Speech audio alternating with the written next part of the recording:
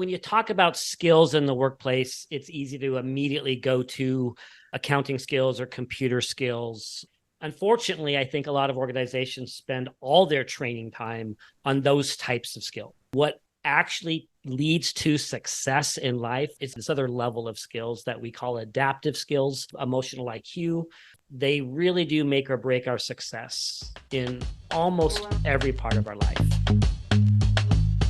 This sounds like a stupid question. Probably is, because, go ahead. Skilled managers equals high morale, which equals all that cool stuff that you cannot pay for and you can't punish for. When you close off that feedback channel, you are not going to be able to hear the truth. In the first microseconds, your brain can't tell the difference between physical danger and what we call social danger. I'm pissed off at you. Me specifically? Well, just because you're my boss and all. Employees tend to get promoted until they reach their level of incompetence. Go forward and don't suck. Hey, everybody. Welcome to the Managing with Mind and Heart podcast. I am one of your co-hosts, Michael Nash, and with me is my partner and friend and son and all that good stuff, Ethan Nash. Welcome. Hi, Ethan. How you doing? Hey. I'm doing pretty well. How about you? I'm doing really well. I'm actually getting ready to take off and spend some time in Ashland, Oregon, going to Shakespeare Festival. So I'm really excited about that. Going to spend 4 days down there this week.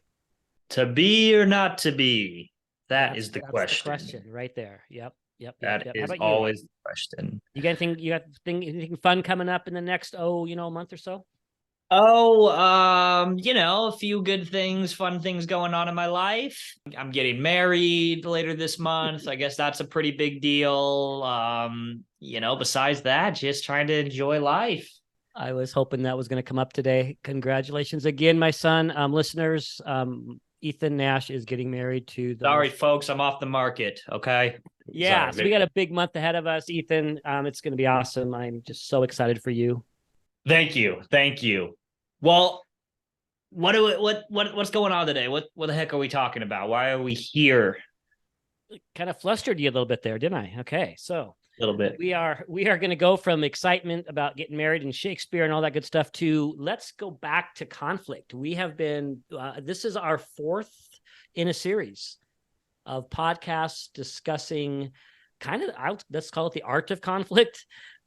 Basically the idea that we all have a default conflict style, but what we're aiming for is this particular way of doing conflict, which is called collaboration. That is correct. So we're aiming towards collaboration, and hey, go back and listen to the last few episodes if the spirit moves you to do so. But I think today is maybe an episode that can act as a standalone. You might not necessarily need to hear all those episodes because we're going to be talking about just healthy disagreement, the skill of engaging in healthy disagreement, and some of the mindsets that we can all practice to better navigate those situations that are sometimes a little sticky, right? To better navigate conflict so we can come out where we both feel like, hey, our needs were met, our relationship is still intact, and even better yet, stronger, and walking away from a disagreement feeling more energized even because we were practicing these specific mindsets. So a little bit of a preview for what we're doing today. Mike, let me ask you a question if that's okay. So you and we talk about this concept called adaptive skills. In fact, we talked about adaptive skills all the way back in episode number 4. It was one of the early episodes because it's so fundamental and foundational to, I think, the type of work that we often do with teams and individuals and organizations. So help our listeners here understand, what are adaptive skills? Why do they matter? And let's start with that. Yeah, let's talk about this. There's when you talk about skills in the workplace, it's easy to immediately go to accounting skills or computer skills or management skills even. It's these skills that we know we have to have in order to be successful in this field, in this profession, or in this organization. And unfortunately, I think a lot of organizations spend all their training time on those types of skills, making sure that I physically know how to do the thing, or that I have the right knowledge to work this particular system, et cetera, right? And not in contrast to that, but maybe undergirding all of that, and what actually leads to success in life for the most part is this other layer, this other level of skills that we call adaptive skills, which are very closely related to the concept of emotional IQ or EQ. But these are the skills that we like to say we brought with us from childhood, and they really do make or break our success in almost every part of our life. And side note, right? When we say we brought this with it, we brought these with us from childhood, that's not the same thing as saying that they're locked in, that we're stuck with what we got. The good news is we can grow, we can develop our adaptive skills, which is really the point of this podcast. But circling back to adaptive skills, and Ethan, you can help me with this. Let's maybe just briefly, to remind our listeners, what are some examples of an adaptive skill? Well, let's throw a few out there. What's an adaptive skill? The kind of skill that will, if you have the skill, will help you be more successful in your life, and if you don't have the skill, will actually be a big roadblock for you. Well, let's start with, how about just active listening?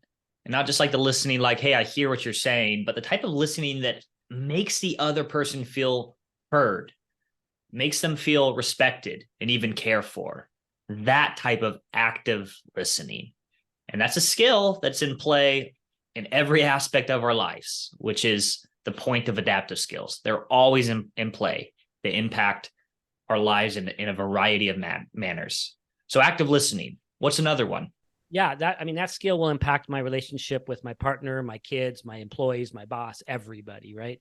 The skill of receiving feedback without defensiveness. If I don't have that skill, of course, the people around me, really in all the different parts of my life, the people around me are going to be way less likely to be honest and authentic with me. That's going to be a hindrance to the relationship. That's going to break trust. I'll give you one more, then you give one more. How about the skill of being able to flex, right? The skill of being able to, I've got my mindset on A, but it turns out that it's really going to have to be B. And with some amount of grace, I'm able to make that adjustment without making everyone around me miserable. Mm-hmm. Mm-hmm. Yeah.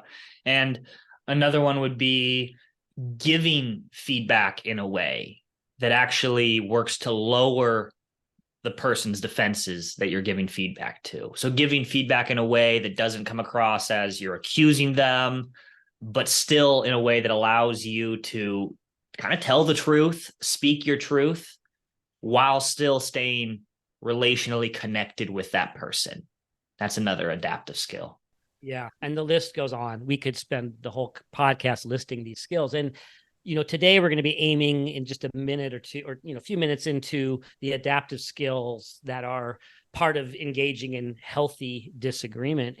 But to get there, let's talk a little bit about just sort of in general, how would one go about improving or growing in their adaptive skills? I want to just remind our listeners, we've talked about this before, but in most cases, for most adaptive skills, there's going to be sort of two things we're going to want to deal with at the same time. We want to focus on. We want to focus on some internal work, which is, what should we be thinking? What's the mindset that we need to have kind of in focus, right? And then we want to be focused on the external work, which is really about the behaviors. So for example, if I want to become less defensive, I'm going to focus on the internal work of telling myself that this feedback is safe and that it doesn't define me, that I need to be open, right? And I might engage in the external work of nodding and not interrupting and asking good questions. Again, we've talked about this before, but the idea is if I can keep both of those things in mind, the internal and the external, and then, continue to practice that, I'm going to be along the path there of growing and improving my adaptive skill, as opposed to picking one or the other, right? Don't just focus on the internal and don't just focus on the external. what would you add to that, Ethan? This journey toward growing and improving our adaptive skills. What I would add to that is to go back and listen to episode 4 for a deep dive on that. But no, I think, just to summarize maybe what you said there, it's like, hey, if I identify an adaptive skill that I need to grow and improve in, again, say it's handling disagreement in a way that I stay engaged, I stay connected relationally, and I'm seeking to collaborate. It's okay. First off, what are some of the mindsets, attitudes that I can adopt to help me be better at this specific skill? Right.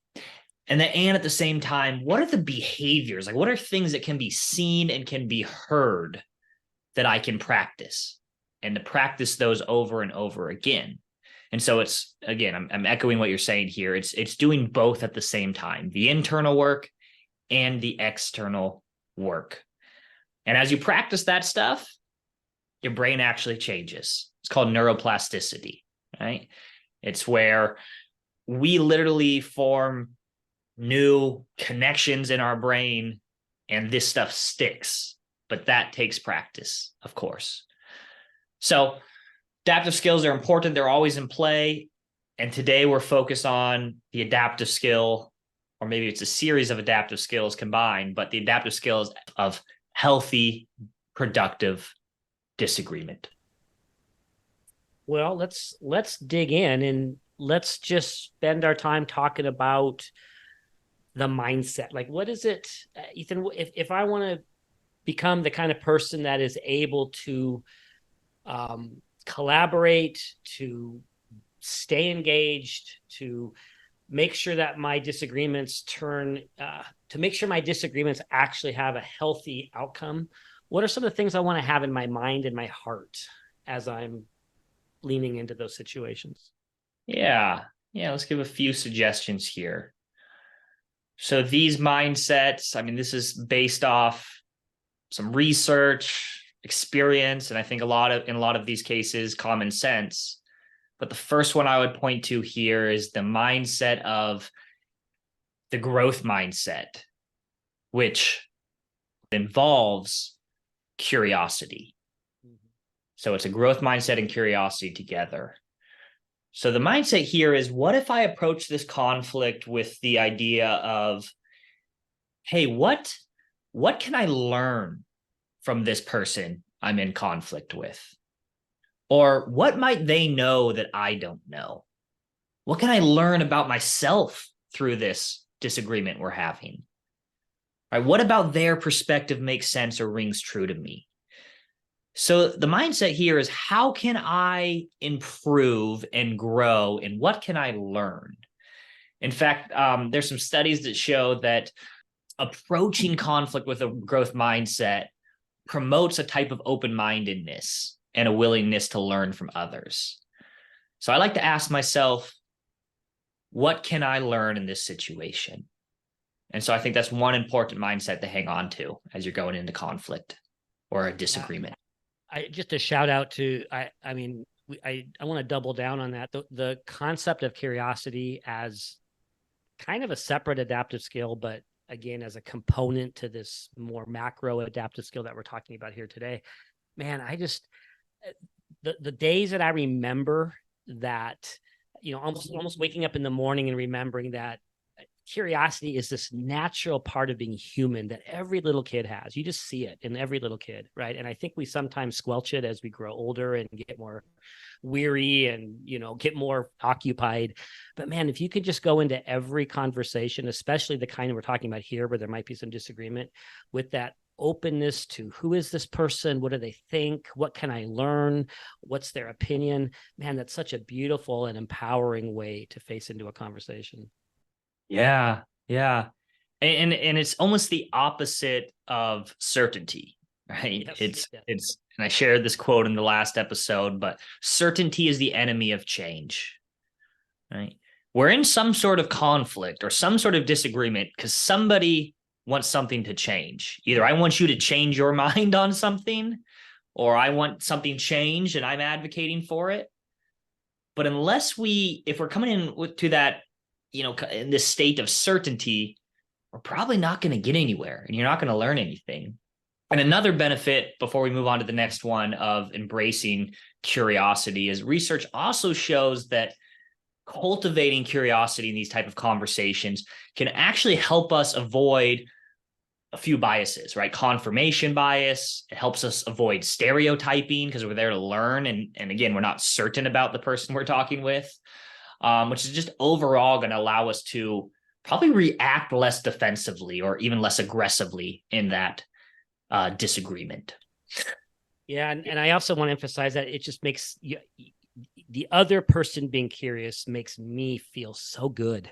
I actually was on a walk the other day with a friend, and man, I just was struck with probably the whole first 45 minutes. He just was so curious about some stuff in my life. And he just asked these great questions, and he almost seemed enthralled with figuring out what was going on for me and what I was thinking. And it was so cool. I felt so empowered. I felt so cared about. I just think there's so much power to that, to the skill of curiosity. Totally agree. It's a mindset that I think another one, like you said, is at the root of many adaptive skills. What is another mindset or internal work that one can practice to get better at healthy disagreement? Well, just like curiosity, the one I want to bring up is it's similar because it's another one of those skills that can stand alone as a really important adaptive skill, and it's just so beautiful and powerful, and it's empathy. It's the idea, it's the skill of being able to, and by the way, it's, as you can tell, it's kind of related to curiosity, but it's actually a step deeper. It's that idea that not only am I going to be curious, I'm going to really do everything I can to look at life from your perspective, right? It's that idea that, we're all the star of our own movie. We all see the world from our own perspective. What if I was able to get into your movie temporarily, to kind of see things from your angle, to experience things, to imagine what it might feel like to be in your situation, to see your point of view from your point of view, as opposed to me trying to come up with a way to dissuade you or, convince you. So I just think the art of taking that time and that energy and putting yourself in the other person's world is not only a beautiful way to build relationship, but it's a wonderful way to deal with conflict. Yeah. And in fact, there's a fair amount of research just on empathy in general and its role in the workplace. And specifically, I was looking at its role in conflict resolution. And what some studies have demonstrated is that people that are intentionally practicing empathy during conflict, they find that it leads to better conflict resolution and just overall more creative outcomes, which is what we're aiming for with that collaboration mode we're trying to get into with conflict. So it actually leads to more creative outcomes in the workplace. And I think as a practical way to practice this empathy as you're about to engage in a disagreement, you can ask yourself some questions. And these questions are things like, hey, what emotions might the other person be experiencing in this conflict? Like really thinking about those emotions. Or, hey, what might be some of their underlying needs that might be driving their behavior? Or how might their past experiences or background influence their perspective? So just some questions we can ask ourselves, I think, to prime ourselves to come into that conversation with empathy. Mm-hmm. That's really nice. I like that idea of kind of being prepared for empathy by thinking about some of those questions even ahead of time. That's great. And it's not that you're necessarily, just to be clear, you're not necessarily asking those questions. The point of this is you're imagining, remembering that, empathy, we don't ever truly know what someone else is feeling or thinking or experiencing. So it is a bit of an exercise in imagination, but coupled with curiosity and good observational skills, it gives us sort of a rough guess, right, as to what's going on for the other person, which is going to then inform my choices, what I say next, where I go next. Mm-hmm. So another mindset that I would suggest here, and this is do some work to to gain some awareness of just some of your overall biases and assumptions. And this isn't necessarily related to your biases or assumptions about a specific person or situation you're in conflict with or about. It may be, but it's just kind of overall gaining some self-awareness into those underlying assumptions. And I think that's going to be a really critical step to moving more towards effective conflict management. Some ways, and the reason why I think this is important is because, and maybe this is a no-brainer, maybe it's not, but our biases and assumptions can cloud our judgment within a conflict or a disagreement. And it allows us to, or if we're operating out of these biases and assumptions, it can kind of keep us out of that curiosity mode that we're trying to get into, or it could even keep us out of that empathy mode that we're trying to get into. So, some ways to go about this, of course, and we can bounce this around, but one thing that's been helpful for me is just, well, I'll say two things right here. Just reflecting on kind of my upbringing and my experiences. Like, hey, what about my background or my culture or just my personal history might have shaped some of my beliefs and values? Or how might these factors influence my perspective of other people or their viewpoints? So it's an exploration of that. And the other piece here is seeking feedback from others on this. Again, it's finding some trusted friends, maybe some workplace colleagues, or maybe a mentor or coach, just to get their honest opinion about any biases they might perceive in your thoughts and actions. And I think the more we can become aware of these biases, the better we're going to be able to kind of be there with the person we're in conflict with, without this stuff clouding our view of them or view of the situation. What might be other ways someone could go about gaining some more self-awareness into some of their biases or underlying assumptions?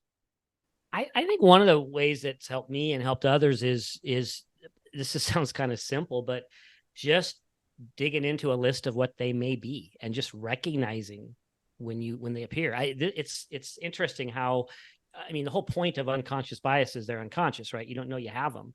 And so I think one of the ways to discover your biases is to almost even just reading a list of them. For example, are you stuck with the idea that, people who want to work remotely don't want to work hard?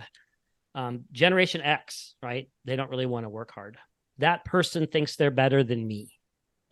This person just wants to control things. That person just wants to avoid work. People with that political persuasion think this or that, or feel this, or, sometimes it's just a matter of kind of seeing what biases are out there floating around and then going, oh, wow, that one kind of struck a chord. I didn't realize that I was thinking that, but there it is. Yeah. And I'll add another layer to that. I think as you do that, you can then become more primed to kind of challenge some of your assumptions, which I think is what you're giving a head nod towards, which is really like, hey, if I'm encountering a situation where somebody has a counter or conflicting viewpoint or idea than I have, this is the internal work where you take a step back and you kind of question your immediate reaction to that. Like, whatever your immediate reaction is, explore that. Like, get curious about that. And just thinking, hey, what are some of maybe the assumptions or biases that I have that might be contributing to my dismissal of this alternative perspective? Right. So again, it's becoming more of a scientist around your mind. What is going on here that I have a different idea than the other person? And I think that can help unfold some of those assumptions that could be getting in your way or contributing to less than ideal conflict with other people. Yeah, that's really good. And some of the assumptions we make play right into the conflict styles that we've been talking about. For example, this person who doesn't push back.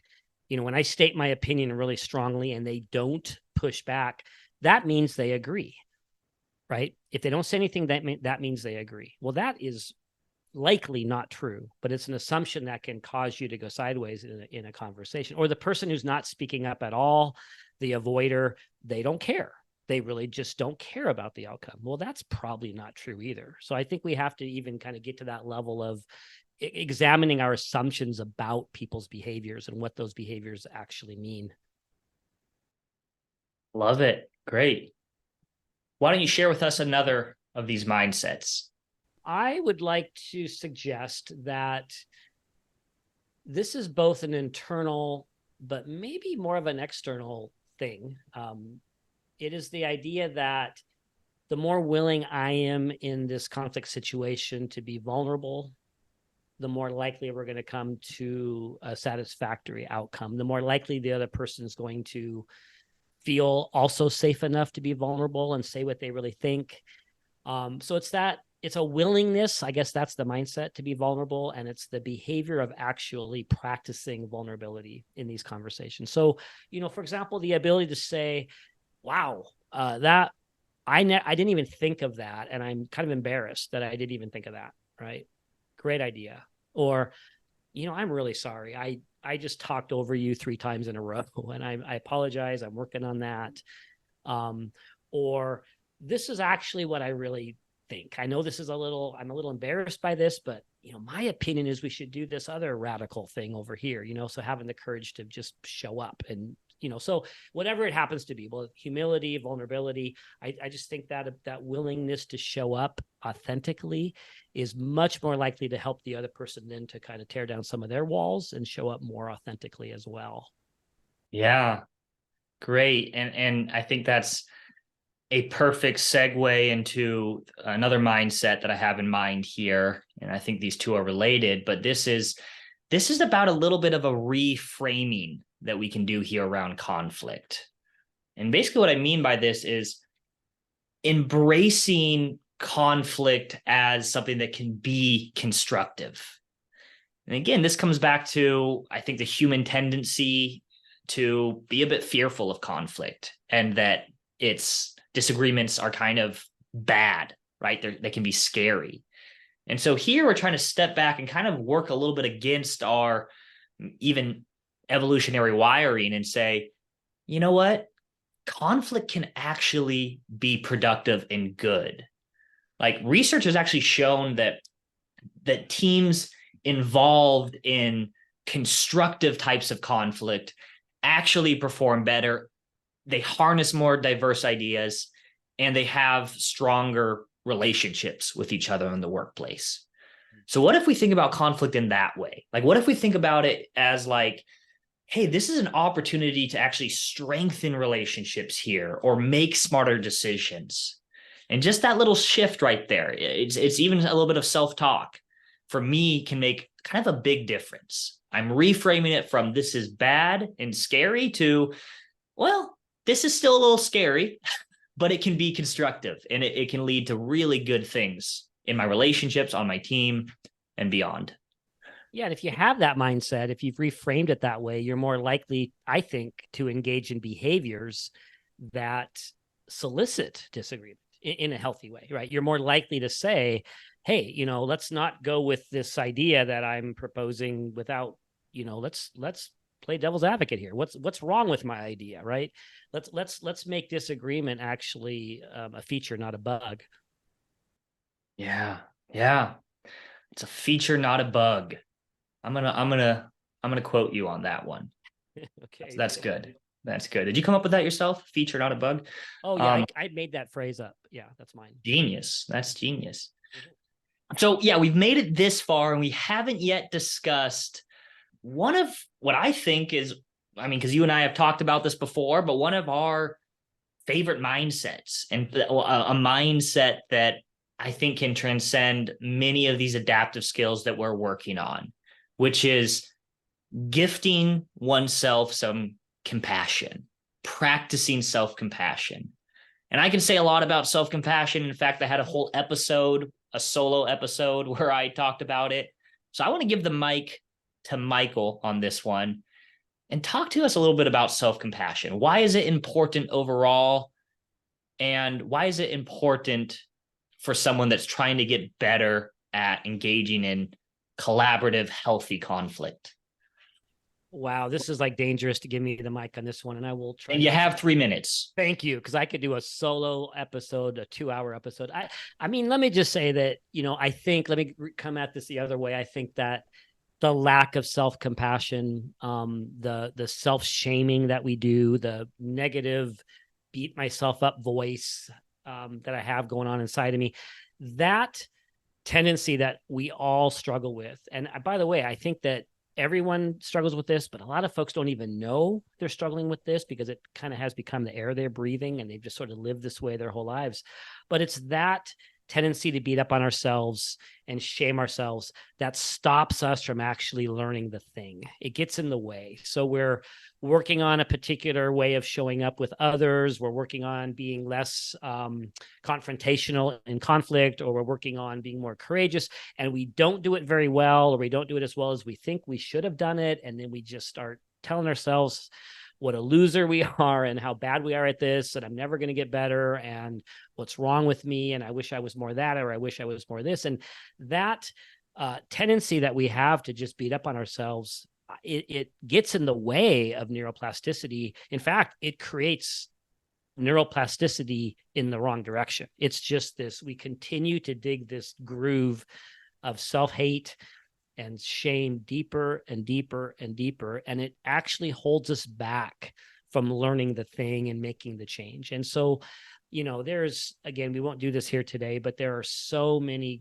great practices that we can engage in that teach us to walk in self-compassion. And again, just like empathy and curiosity, it's its own separate, powerful, deep adaptive skill, but it also is in service, as you said, Ethan, to all the other things we want to learn. It's the idea that I am going to treat myself the way I would treat a friend that I love, the way I would treat myself when I was younger, if I was maybe taking care of my younger self, give myself kindness, give myself grace, understanding, recognize my humanness, see the beauty and the wonderfulness about who I am. And I know that sounds really touchy-feely, but I'll just say in closing that if we can learn to practice that kind of self-talk and that kind of a stance toward ourselves, it lifts this fog of shame and helps us to get unstuck, and we start to experience real change. Nice. That was beautiful. That was poetic. Oh, well, thank you, sir. Because it was so beautiful and poetic, I'm going to resist tacking on more information or thoughts about self-compassion, because again, we could keep going on this. It's one of our favorite soap boxes to get up on. Yes. So I think that's a great place to leave it, folks, today. Folks. We talked about a variety of mindsets here, including embracing a growth mindset and letting curiosity kind of take the lead in those as you're going into disagreements and conflict. We talked about empathy and how that is the catalyst for more productive conversations. We talked about becoming more aware of your biases and assumptions and exploring those. Talked about leaning into some vulnerability, and of course, embracing construct as something that can be beneficial and good, and doing that bit of a mindset switch. And then, of course, here talking about giving yourself some self-compassion as you embark on this journey. So just remember that, hey, if we can work on adopting some of these mindsets, and there's probably other ones that you can work on as well that relate to the adaptive skill of healthy disagreement. But as we embrace some of these mindsets, we can actually, as individuals and as teams, we can transform conflict into, actually catalysts for stronger relationships, better decision-making, and just improve team performance overall. And just remember that this can be a lifelong journey for some of us, me included, right? This isn't quick, this isn't easy, but I really do believe that if we intentionally work on some of these mindsets, we start to change. We start to get better at this thing. And I do think that the work and the effort is going to be well worth it. So. And I want to tag on to that. And it's pretty much what you said last episode, I just want to say kind of what you said then. I would just encourage our listeners to, we've gone through these 6 or so mindsets today. Maybe don't take all 6 of these and, I'm going to do all these things all at once, and then again, I start to feel bad when I don't do them successfully because I was, trying to take on too much at one time. Maybe just take one, actually, and I like the way you said this last time, write it down somewhere where you can see it. Maybe have curiosity in front of you, on your desktop or on your mirror in your bathroom or whatever, and just lean into curiosity for the next couple days. Make that your thing, and then maybe practice empathy or self-compassion, maybe 2 at a time, but either way, just take it step by step. Be kind to yourself. Don't try to do too much at once. Yes. As the old adage goes, if everything is your focus, then nothing is. Right. Take it one piece at a time. All right. We appreciate all you listeners out there. Keep following along. Leave us a review. Share our podcast with other people that could benefit from it. And we will see you all later. Hey, folks, wait. Don't go yet. Please, stay with me for 1 second here. I want to let you know about a couple cool little goodies that we have available for you. If you dig this podcast, you will probably also dig our Managing with Mind and Heart newsletter. This is a monthly newsletter where we share articles that we write about, hey, how to thrive as a manager, how to lead teams that are characterized by high morale, engagement, psychological safety, care and respect, collaboration, and high performance. You can sign up for this newsletter by texting the word leading to the number 66866. Additionally, you can go to our website and sign up for the newsletter there. Our website is www.nashconsulting.com. And of course, if you're not already aware, we have our cornerstone program for leaders and managers, and it is called Managing with Mind and Heart. Go figure. This program is something that we often bring into organizations to work with all their leaders on helping them get aligned and singing off the same sheet of music with best practice management skills and behaviors. We've brought this to hundreds of organizations at this point with really good results. And if you are not able or inclined to bring our program in-house, twice a year, in the spring and in the fall, we offer this 6-day Managing with Mind and Heart leadership development program online for anybody that would like to sign up and join us. To learn more about this online course and to register, you can go to our website. Once again, that's nashconsulting.com. Or send us an email at contact@nashconsulting.com. All right, that's all. That's it. See you later. Bye.